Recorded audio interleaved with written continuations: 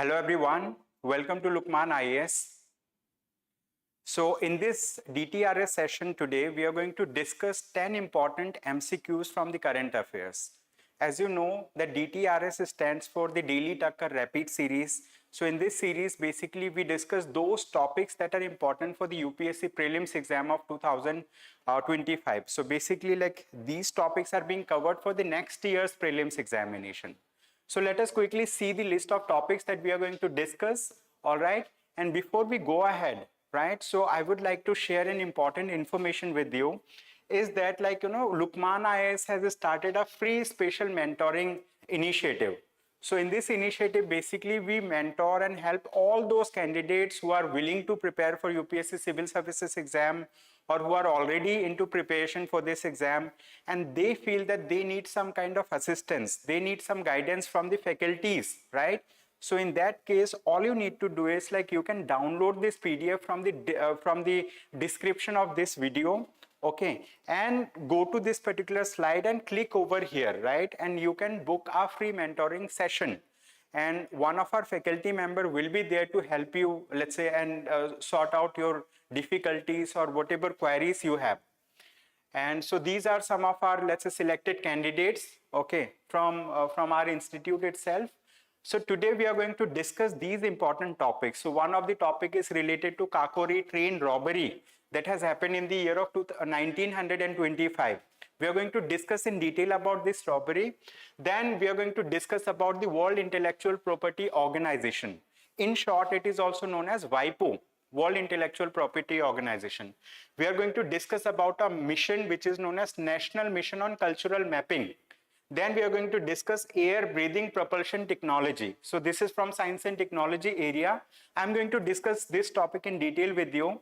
And then we are going to understand about, let's say, some economy related concepts. So we will try to solve a question that talks about faltering economy. We are going to understand what do we mean by faltering economy. Then there is another mission from science and technology. It is known as Rapid Apophis Mission for Space Safety. We are going to understand what is this mission, which organization or which space agency has initiated this mission. We are going to understand some technical details also related to this mission. Then climate finance taxonomy. This particular topic is in news because of the, let's say, union budget. We are going to discuss about climate finance taxonomy. We are going to understand what it is and how it is important for your exam. Then we are going to discuss about some important sites that have been given the tag or that have been included in the UNESCO World Heritage Sites list, okay? And then there will be a topic which is Purvodaya. It's a scheme, right, of the government of India that has been recently announced. We are going to discuss, let's say, what is this scheme all about, how many states are going to get benefited because of this scheme. And then we are going to discuss about a fund which is Climate Finance Action Fund. So these are the topics that we are going to discuss today, all right? So let us discuss the first topic. This is a first question. This question is important from the history section, like modern history, okay? This topic is important from modern history section. So basically, what is the nature of this question? In this question, basically, they have given some factual information related to a person who has contributed immensely to the modern history, right, during the independence movement. So we are going to understand this factual information. Then we are going to understand, let's say, like, the name of the person who is associated with this information, okay? So this is the nature of the question. So basically it says he was a prominent leader of the Hindustan Socialist Republican Association and played a significant role in Kakori train robbery of 1925. Okay. He was instrumental in reorganizing the Hindustan Socialist Republic Association, okay, Republican Association, after the execution of Bhagat Singh, Rajguru and Sukhdev. He died in an encounter with the British police in Allahabad in 1931. So basically, over here they have given information related to a very important historical person. And here we have to identify, okay, we have to identify who is that person. So basically, this person is Chandrasekhar Azad. Okay, Chandrasekhar Azad is the person, right, we are talking about here. And if we talk about this Kakori train robbery, why this train robbery was done? basically, like, during that time period, all those people who are now classified as freedom fighters, so like they wanted to root out the Britishers from the Indian soil. They wanted to achieve independence. Their main target was the Britishers. Okay, so the train that was, let's say, going through the Kakori place. Kakori is a place in Uttar Pradesh. So what they have done is, like, they have attacked on this particular train, and how they have done it, basically, like, they have pulled the chain so that the train stops, and then they have overpowered the guards, and then they have looted. Although, let's say, there were repercussions also for those people who were involved, because authorities came down heavily on those people. Okay, so this is related to Kakori train robbery. So what is the correct answer? Correct answer is Chandrasekhar Azad. It is associated with Chandrasekhar Azad. And then we have a previous year question, and we have also given the solution to this. In your free time, you can read this question and you can solve this question. Okay, so with this, now let us move to the next topic. And so this is the, let's say, Twitter post or a post by Prime Minister of India, where he has mentioned about let's say, like, Chandrasekhar Azad. Okay, so that's why we have asked this question. Now with this, let us quickly move to the next question. So this question is related to one of the very important organization. It is one of the, let's say, main organ of the United Nations organization. It is one of the 15 primary organ. It is known as the World Intellectual Property Organization, WIPO. World Intellectual Property Organization. Basically, this organization promotes, let's say, like, intellectual property rights, okay, and its adoption, and, let's say, streamlining of this particular thing. This particular organization also comes up with a report. Okay, it comes up with a report. What is the name of the report? It is known as the Global Innovation Index. It publishes this report annually. Okay, here we are going to solve this question. It says it is a specialized agency of the World Trade Organization. Okay, then it says it is headquartered, its headquarters is in Geneva, Switzerland, and then it says it is the nodal institution that releases this particular thing. Okay, so if we talk about this particular question, in this question, basically they have given some information related to WIPO, World Intellectual Property Organization. So this particular organization, here we understand that, let's say, the World Intellectual Property Organization is one of the 15 specialized agencies of the UN.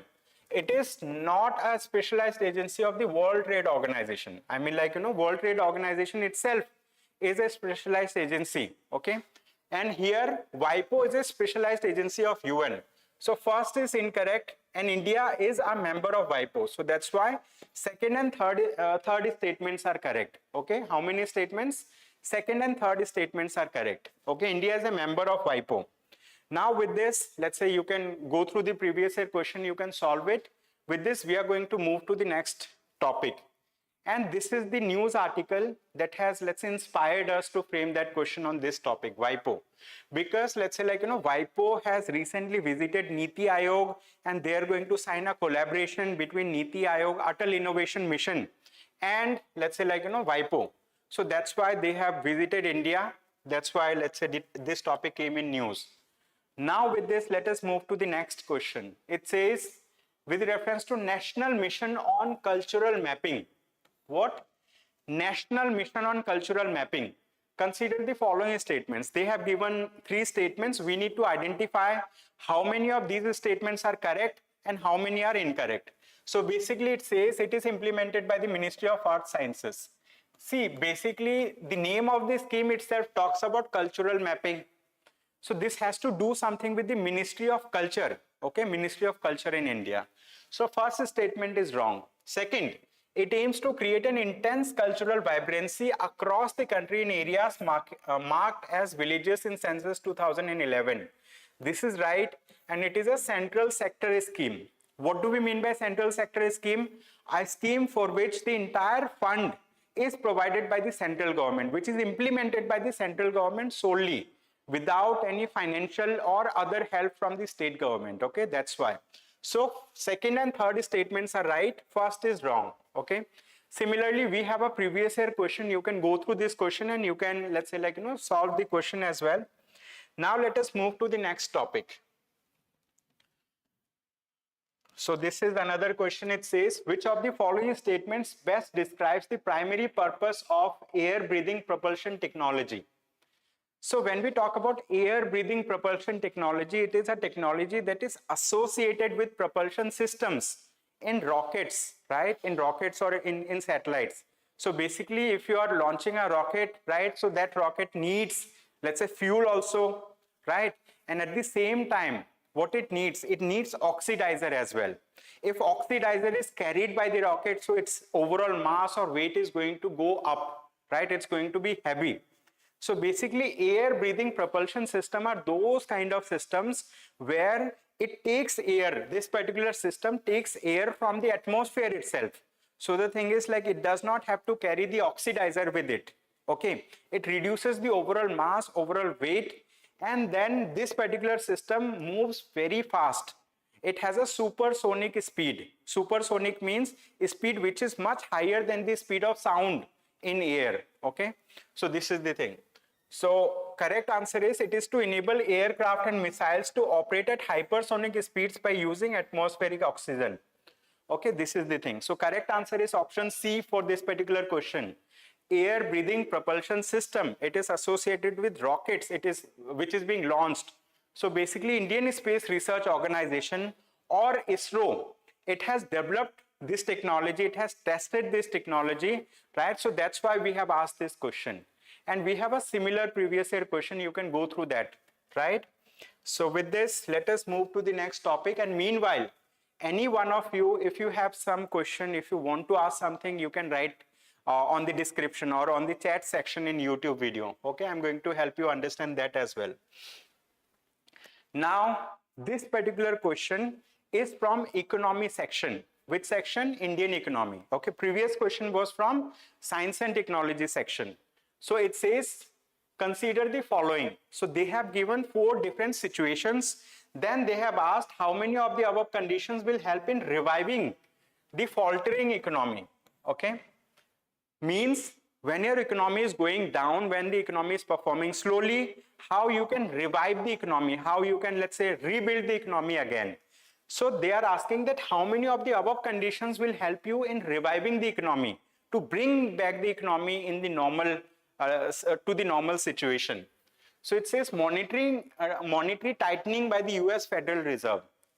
Okay, so for example, if the US Federal Reserve, or let me give you an analogous, let's say, like, example. In India, the, let's say, Central Bank of India, which is known as RBI, Reserve Bank of India, it sets the monetary policy for the entire country, right?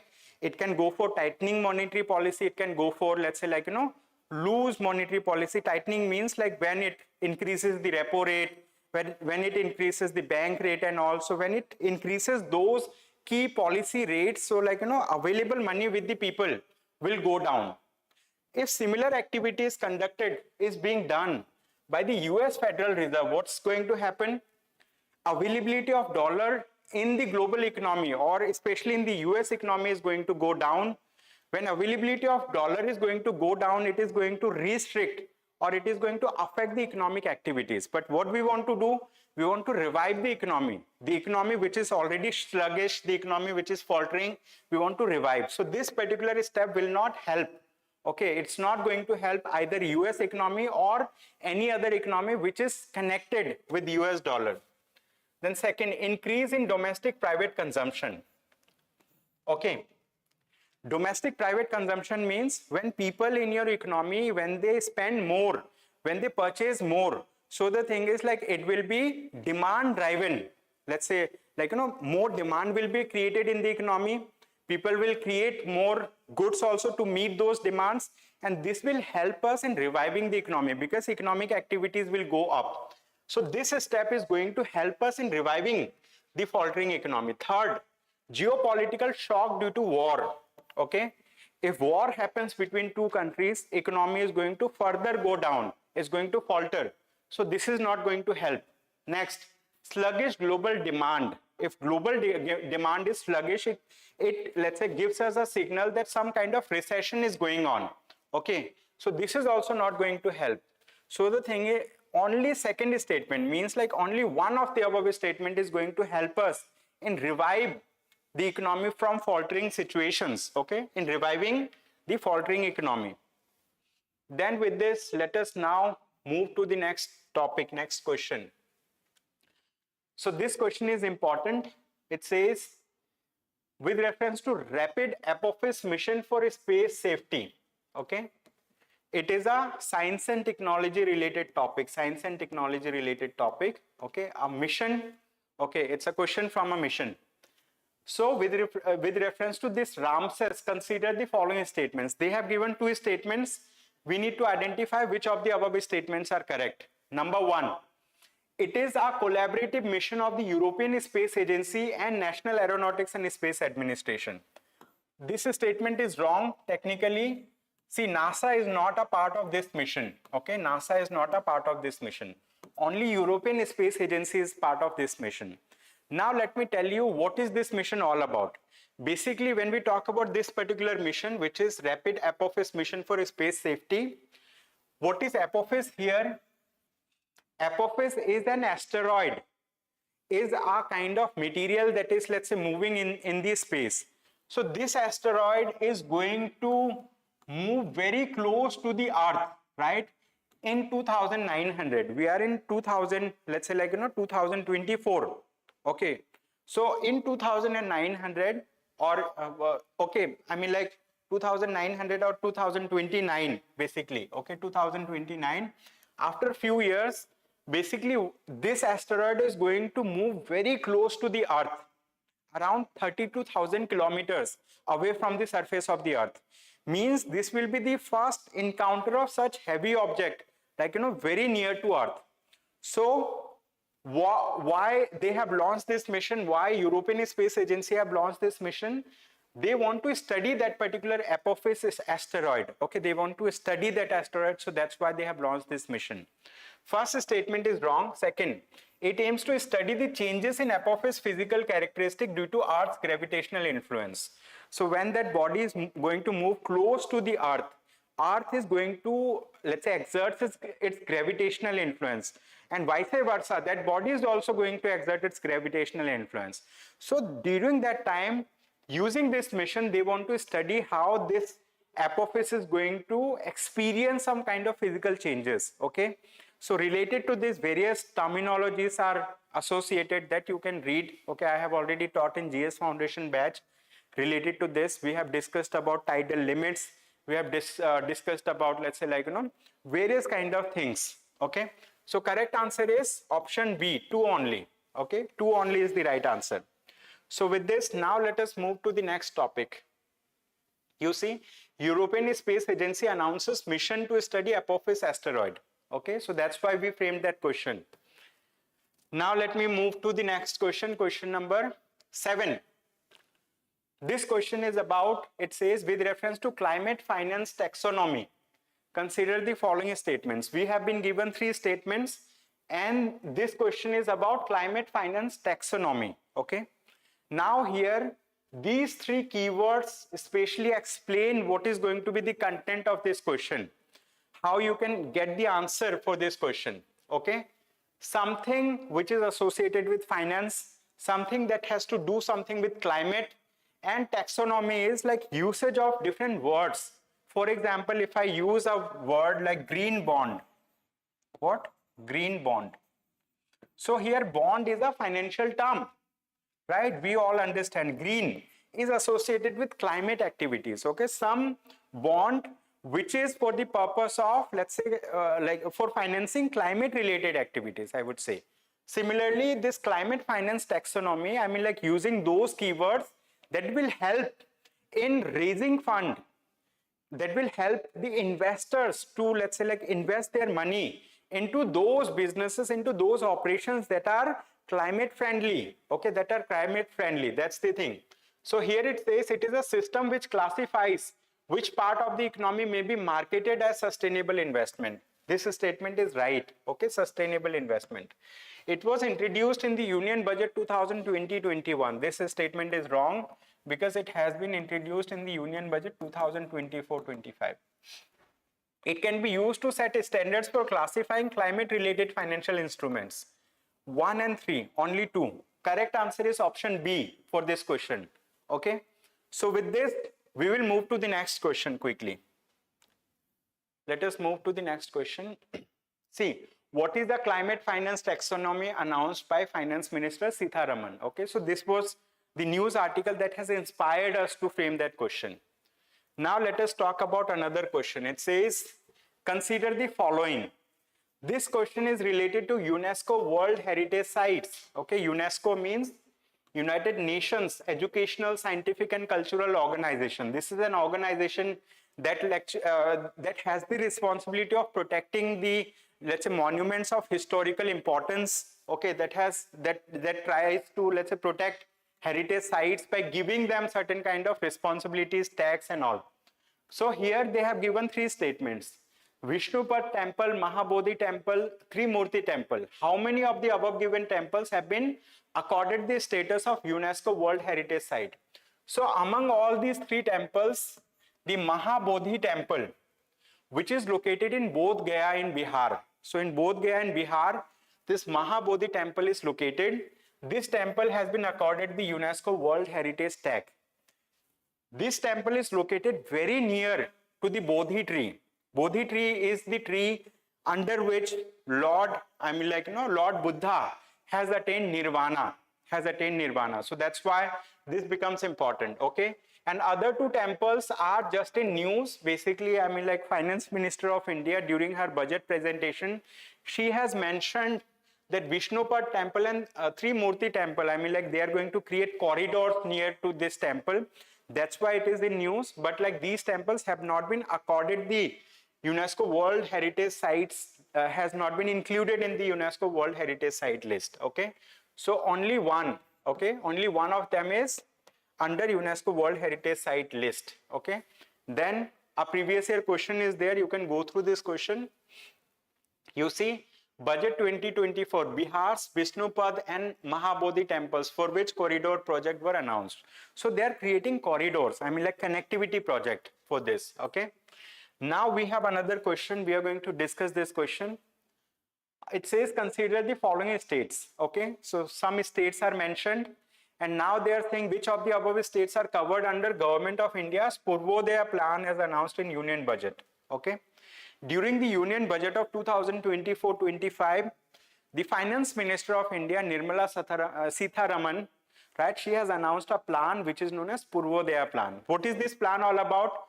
Under this plan, basically, they want to develop 5 states in India. They want to, let's say, bring certain kind of projects in those states so that these states go towards, let's say, more development. And which are those states? One of those states is Bihar, then West Bengal, Andhra Pradesh, Odisha. And apart from this, Bihar and Jharkhand. Okay, Bihar and Jharkhand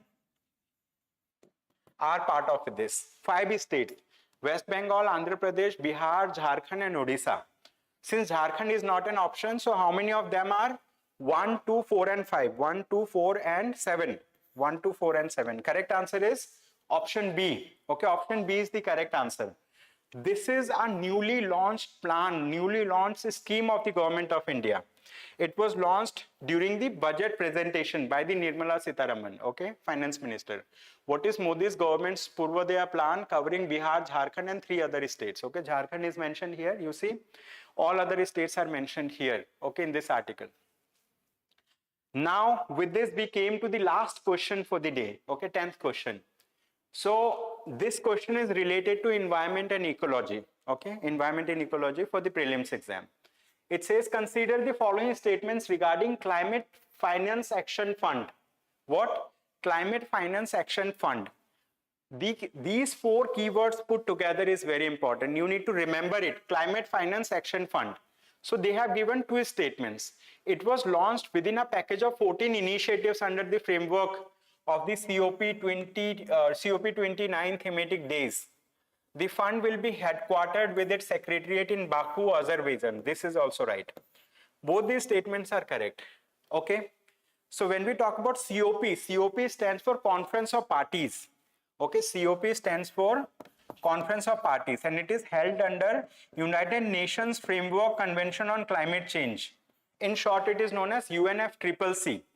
So COP28 has been held in Dubai recently in 2023.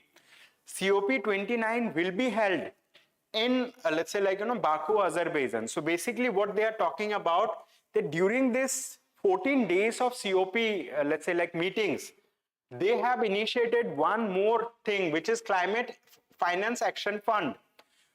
So for financing the climate actions, they have created a fund, and in this particular fund they are going to receive money from those states or those countries that are, let's say, oil producing countries. So these are the countries that are considered that they have, let's say, caused a huge amount of carbon dioxide in the atmosphere because they are oil selling countries. So these countries are going to give money to this particular fund. And so Baku, Azerbaijan, they want to raise about $1 billion before they make this particular fund operational. Okay, so that's why this is very important. Okay, this topic is very important. Similarly, we have a previous year question. You can go through that question, and if you have some questions, you can type it. Okay, UN COP29 Azerbaijan, will the new Climate Finance Action Fund help developing countries? Okay, so there was an analysis related to it in down to earth. Okay, so basically down to earth is being followed by those people who have geography optional. Okay, because they give analysis of various geographical and environmental terms. Okay, so very soon we are going to start with our year-long test series, which is known as Takkar. It has, let's say, around 145 tests. So this year-long test series is going to start from 3rd of August 2024. All of you who are preparing for 2025 UPSC Prelims and Mains exam, you can join this program. It is a 4-phase program where integrated preparation happens for the Prelims and Mains in the first phase. Then in second phase, specific to the Prelims exam test will be there, discussions will be there. In third phase, we help you to qualify the Mains exam by supporting you through various tests for the Mains itself. Then the fourth phase is interview guidance program. So we have a dedicated team of, let's say, bureaucrats who are part of our IGP program. So they will help you to, let's say, prepare for the UPSC personality test or UPSC interview. Okay. If you want to know more about it, you can scan or you can contact, let's say, on the contact numbers that might be shared. Okay. So that's all from my side for the day. Thank you so much everyone for attending today's session. I hope you have a